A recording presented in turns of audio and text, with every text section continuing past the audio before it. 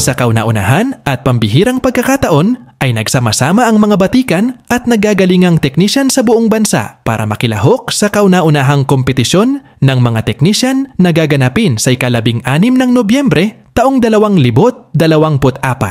Nagsimula ang lahat sa isang biruan ng magkakaibigan na sina Boss Mervs at Boss Ronron Tupet na humantong sa kwentong barbero at kalaunay naging realidad.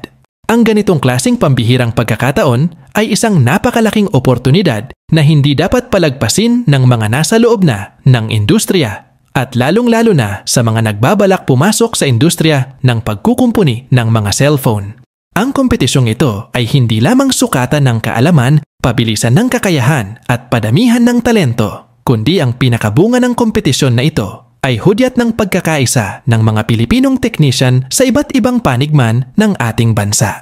Kaya bilang inyong kasamahan at lingkod sa industriya ng pagkukumpuni, ay malugod ko po kayong inaanyayahang makilahok at manood sa nalalapit na kompetisyon ng mga Pilipinong technician na gaganapin sa November 16, 2024 sa Green Hills Mall.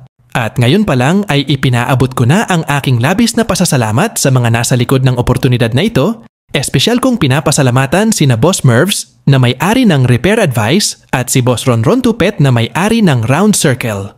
At muli, maraming salamat po sa inyong lahat. Ito po ang inyong lingkod, Yuritech at your service. Magkita-kita po tayo sa November 16 mga ka-repair. Hanggang sa muli po, salamat